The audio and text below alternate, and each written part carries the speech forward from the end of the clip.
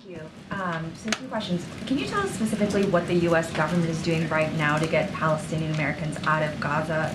Because understandably there are some logistical issues, but we've talked to people who are stuck at Rafah and who want to leave. And so what is the government doing right now?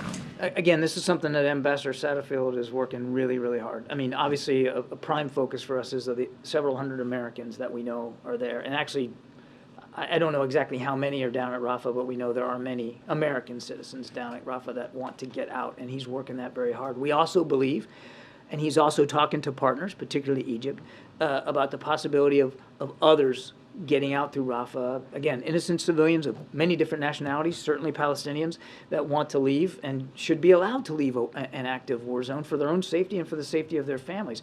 I wish I could tell you that we got the recipe cooked here and they're all going to get out at a certain time and place. I just don't have that right now.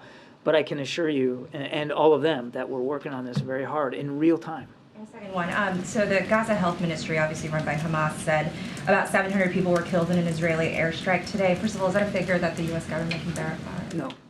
And I think he was right by you saying that the Ministry of Health is run by Hamas, and I think that all needs to be factored into anything that they put out publicly. Right. And this is sort of related to Nancy's question, but setting aside whether that 700 figure is correct or not, I'm wondering if the administration is having concerns that the Israeli response has been disproportionate in response to the obviously horrific attack that we've seen from Hamas. We're going to avoid trying to react to every single event on the battlefield.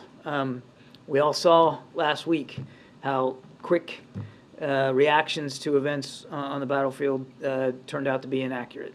So for our part, we're not going to jump to conclusions on every time there's a report of something. We're not going to react in real time, certainly to a conflict to which we are not a part in terms of being a presence on the ground.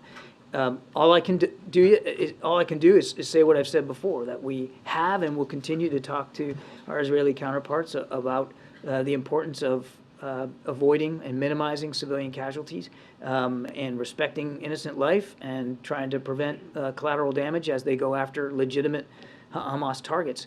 I said this the other day, and I think your question prompts me to say it again because I think it's an important notion. This is war. It is combat. It is bloody. It is ugly, and it's going to be messy. And innocent civilians are going to be hurt going forward. I wish I could tell you something different. I wish that wasn't going to happen, but it is going to happen. And that doesn't make it right. It doesn't make it dismissible. It doesn't mean that we aren't going to still express concerns about that and do everything we can to help the Israelis do everything they can to minimize it. But that's unfortunately the nature of conflict.